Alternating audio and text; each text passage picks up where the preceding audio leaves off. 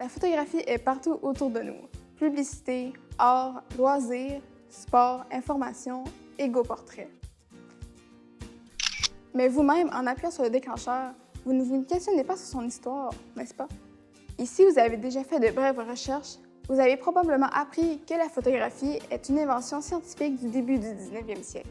Mon épreuve synthèse se penche non seulement sur l'invention de la photographie, mais aussi de son passage de la science à un art. Tout commence par une pièce complètement noire munie d'un sténopé, un petit trou circulaire placé sur un des murs. Toute chose à l'extérieur, devant le sténopé, se reflète de façon inverse sur un des murs. La caméra obscura, ou la chambre noire, trouvait ses origines en Chine 4 siècles avant notre ère. Il faut toutefois attendre le début du 19e siècle et une série d'expériences par différents inventeurs pour voir le premier appareil photographique créé par Nicéphore Niepce en 1826. Lui et son collaborateur Louis Daguerre créèrent quelques années plus tard le daguerréotype qui sera commercialisé. Avec les années, plusieurs dispositifs et procédés différents voient le jour et simplifient l'utilisation. Au milieu du 19e siècle, certains voient la photographie comme un moyen d'imiter la peinture et des sociétés de photographes sont créées pour promouvoir l'art en photo. Le 8e art est né! Je me suis entre autres intéressée au travail de Félix Tournachon, dit Nadar, à qui on doit de nombreux portraits de personnalités de la deuxième moitié du 19e siècle. Depuis, les appareils photo n'ont cessé d'évoluer, de la plaque photosensible à la pellicule argentique jusqu'au numérique actuel. Mon épreuve synthèse comprend d'ailleurs un projet de création où je compare deux appareils réflexes, un numérique et un argentique, afin d'illustrer leur portée artistique. Comme j'ai parlé plus tôt dans la vidéo, la photographie est partout autour de nous. Dû à l'arrivée du numérique, il est facile de prendre des photos, par exemple avec votre téléphone cellulaire, une tablette électronique ou n'importe quel autre appareil photo. Alors on se pose la question, est-ce que la photographie numérique d'aujourd'hui est toujours un art? D'autres diront que non, d'autres diront que oui. Pour ma part, en comparant deux appareils ayant des techniques et des époques différentes, j'ai pu témoigner leur portée artistique malgré l'arrivée du numérique et sa multidisciplinarité. Ici défilent quelques de mes œuvres, numériques et argentiques, que j'ai prises durant mon expérience. Par contre, je n'analyserai seulement que 6 de mes photographies. Ce que je remarque des pertes du passage au numérique, c'est qu'avec la photo argentique, les photos sont beaucoup plus naturelles. En effet, l'appareil argentique fonctionne comme la chambre noire, donc ce qui est devant est gravé directement sur le film. Alors que, pour le numérique, l'image produite ne provient que de la technologie et s'enregistre sur une carte mémoire. Dans les gains de l'arrivée du numérique, je trouve qu'on a accès à un plus vaste champ de créativité à réaliser avec les photographies.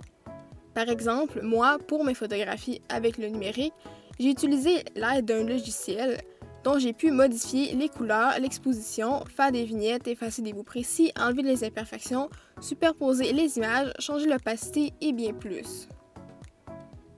Dans la première image, ce que j'aime beaucoup est la composition. L'image est conforme à la règle des tiers, donc cela crée une image équilibrée et esthétique. Aussi, j'aime vraiment l'ombre des branches d'un arbre qui reflète sur la façade. Selon moi, voir des ombres d'objets que nous ne voyons pas nous pousse à chercher une idée sur l'environnement de l'image. Et vu que nous ne savons pas réellement ce que c'est puisque nous ne voyons que l'ombre, cela donne divers sens à la photographie puisque chaque spectateur verra une interprétation différente de l'image. En ce qui a trait cette photo numérique, je l'ai volontairement mise en noir et blanc pour faire ressortir les textures de bois.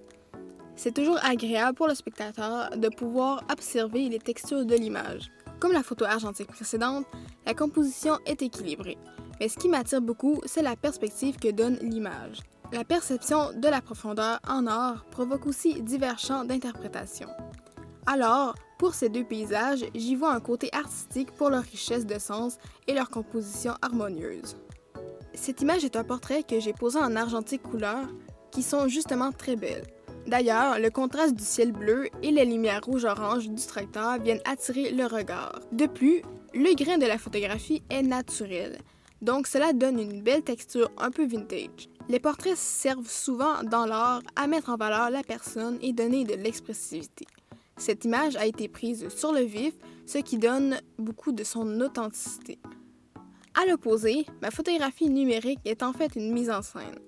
Il ne faut pas croire que la mise en scène en photographie enlève l'aspect artistique. Au contraire, cela montre la créativité du photographe.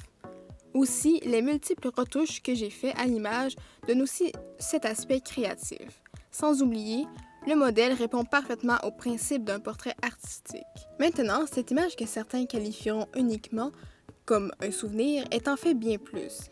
Effectivement, l'aspect du moment qu'on prend en photo donne des caractéristiques élégantes que l'on pourrait aussi qualifier comme de l'art. Ensuite, dans mon expérience, j'avais pour but de comparer mon autoportrait avec les deux appareils différents. Pour vous dire, je suis habituée de faire des autoportraits avec mon appareil numérique et de cela sans aide. Avec l'arrivée de la technologie, il est facile de pouvoir prendre des photos sans appuyer sur le déclencheur de l'appareil. J'utilise personnellement un retardateur de 10 secondes, mais il existe plusieurs autres façons. Lorsqu'il est venu le temps de faire mon autoportrait, cela a été très difficile de faire une photo semblable à celle que j'ai faite en numérique, c'est-à-dire sans avoir d'appareil photo dans les mains. Il aurait fallu que quelqu'un me prenne en photo, mais j'étais seule. Donc, j'ai fait mon autoportrait à l'aide de réflexion. Vu que je suis une personne originale, au lieu de prendre un miroir, j'ai utilisé mon téléphone cellulaire. Ce qui est très spécial de cette photo, c'est de voir le contraste de la technologie d'aujourd'hui versus la technologie d'autrefois. En conclusion, lors de mon expérience, j'ai pu témoigner la présence artistique au travers des photographies numériques, comme on le fait en argentique.